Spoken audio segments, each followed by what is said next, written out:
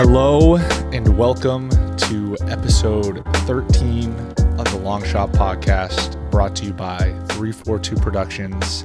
As always, I'm your host, Duncan Robinson, and I am, of course, here with my good friend, Davis Reid. Davis, how we doing? I'm great. As always, it's an honor to be here. How are you? I'm doing well. I'm in Miami. I'm excited about this week's episode. We got some fun guests. We got two. We missed out on a guest last week, so we decided to bring two back for the people. 2-for-1. 2-for-1 special.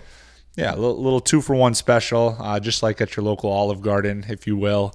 But yeah, we got a great conversation with Jay Billis, where we're going to touch on everything college basketball, from the NCAA tournament on to the kind of player empowerment movement, which he is very much an advocate of. And we also have a good friend of mine, Dylan DeChair, spelled Death Ear, pronounced DeChair, who is a writer and author for Golf Magazine and Golf.com, and also a former professional golfer and a Williams College alum.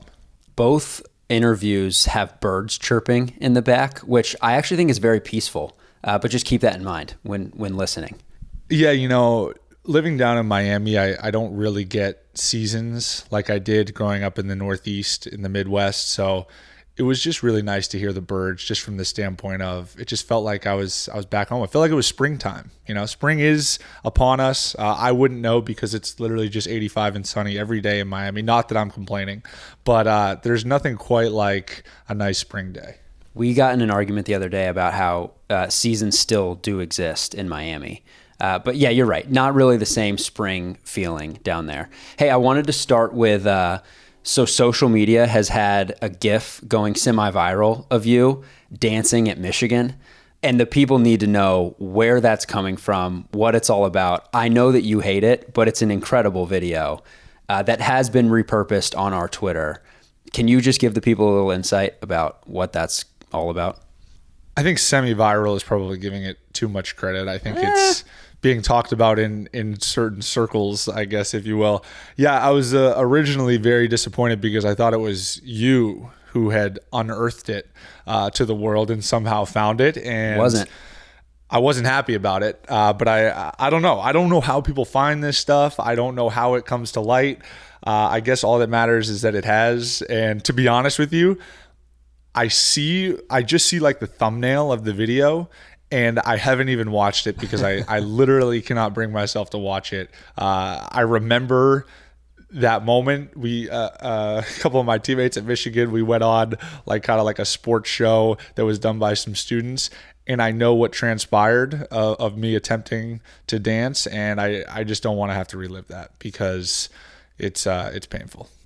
I believe, correct me if I'm wrong, I believe I've seen that full video. It lives somewhere on the internet, so it is possible to find. People don't encourage people to go out and find it, please. No. I want to give you a little credit. I believe you win. It's a dance competition, and I think you win. You're winning every time you dance. You're going up against somebody else, and I'm pretty sure you win each time. So, it's some credit to you. You move a little bit. You're kind of hitting it a little bit, but I understand that maybe it's not the most comfortable thing for you to see. What I lack in ability, I make up for with effort and passion. And that's a metaphor for life. You know what I mean? Yeah. Like, you're bringing it. Yeah.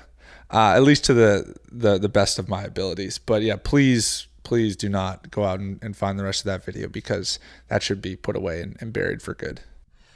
All right, we can get to basketball. I wanted to ask you about playing with Bjelica and Vic. Last week, we kind of talked about what the additions were like to the team. You hadn't played with Vic yet. You'd only played a game or two with Bjelica. There are now a couple more under your belt. For me, as a fan watching Vic, it's just clear how much he helps defensively. That guy is just everywhere, it seems. And he's so explosive offensively. I think it's amazing. Those first two games, I believe, he's playing with you guys without even having a shoot around. Now he finally gets a practice or two under his belt. Obviously, it's just going to get more comfortable as you guys go. But any takeaways from you, just playing a couple games with those guys?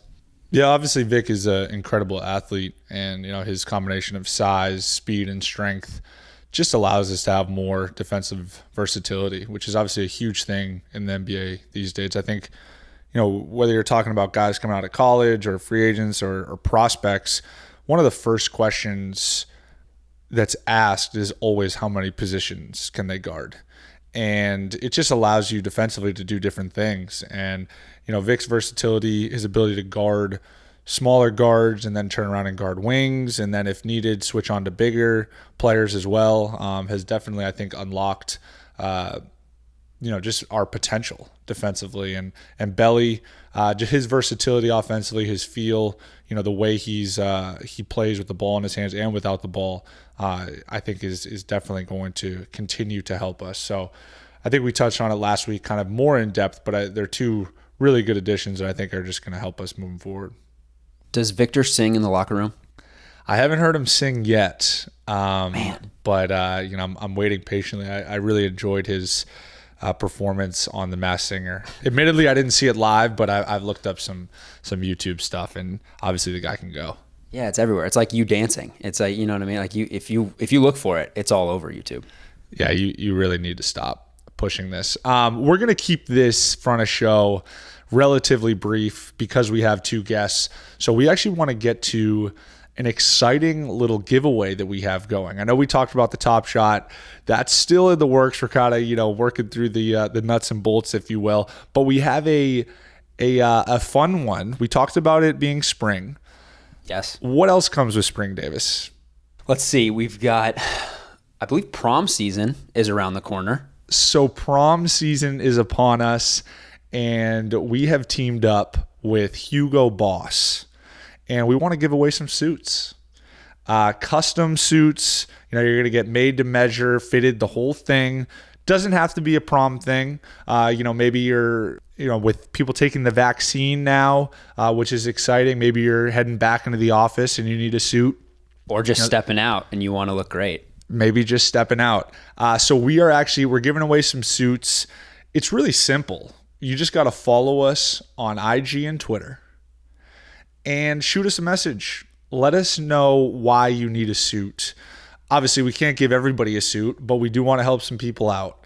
We're going to do everything we can. So hit us up. Hugo Boss, of course, is going to help us out as well.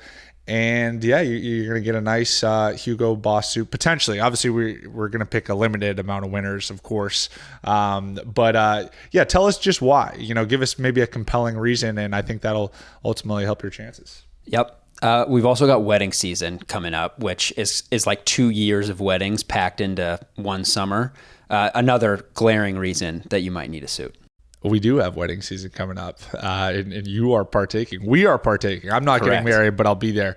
So yeah, that's fun. We'll just transition right here into our Reddit question of the day. What do you got? Yeah, we've got. I'm kind of excited for this one. It's a little bit different than what we've done before. Usually we kind of write out the Reddit question, so you know what I'm going to ask. This one I have not done that because I want to get your gut reaction to some of these questions. So this post comes from LA Young He, and they asked to name the first player that comes to mind when you hear the following. So there are a couple different things I'm going to give you. I want your gut impulse, first player that comes to mind. This can be across any era, any player, all time. Okay. You with me? Yes. There are 8. There are 8 words I'm going to give you. You give me the first player that comes to mind. Got it. All right? I'm starting with athletic. Russell Westbrook. Okay, I'm going to need you to be a little quicker on the next ones, all right? All right. Quick Crafty. Allen Iverson. Hustle. TJ McConnell. Defense. Tony Allen. Playmaker. Chris Paul. Flamethrower. Steph Curry. That's so disappointing. It should have been me. But okay, 2 more. Clutch. Kobe. Goat. Michael. Boom. Done. Those are pretty good answers. I want to say it had more of a contemporary flavor. It did. I didn't go back into the history of the game, but that's mostly because I was supposed to do the first one that came to mind. Which is fair. And those all felt right.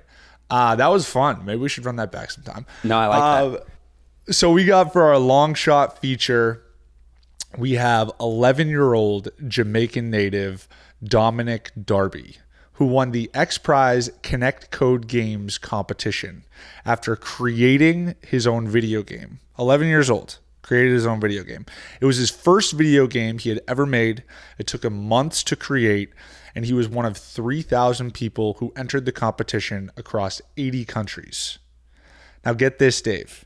He taught himself how to code through YouTube and reading books. Wild. I try to teach myself things through YouTube, like how to cook a meal or, something a little simpler than coding a video game. But yeah, it's pretty impressive. It's absolutely impressive. 11 years old, just, rolls up the bootstraps and just fires up YouTube and some books, and all of a sudden, I don't know if you roll up bootstraps, but I get the point. Rolls up his sleeves, I should say. And yeah, wins an X Prize competition. So X Prize is a California-based nonprofit that sponsors these types of public competitions. And Dominic's winning game was called How to Fall, and allows players to move through different levels while trying to avoid obstacles. So if you get a chance, check out How to Fall. The creator, our guy, Dominic Darby, long shot feature of the week, just 11 years old. Yeah, good stuff from Dominic. All right, like you said, we've got two good combos this week. Great combos, I would even say. Dunk, if you had to use a word to describe each, what would you go with? I would say for Jay, I would say thorough.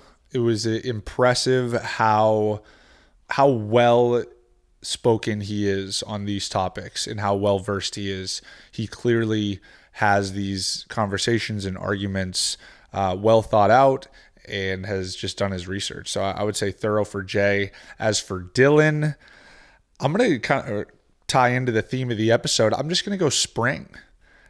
Seasonal springtime. Talking to Dylan, we're talking Masters. Immediately I associate Masters with spring. We also had some birds chirping in the background of his conversation. Thought of spring as well. And just golf. Whenever I think of the game of golf, I always think of springtime, just because golf season's right around the corner. Yeah, beautiful. With both guys, we sort of planned on keeping it short. Jay, we just kind of wanted to talk NCAA tournament. With Dylan, we just wanted to talk Masters.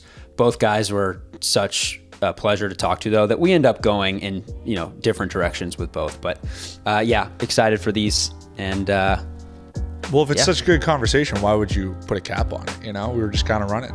Exactly. All right, so here's Jay.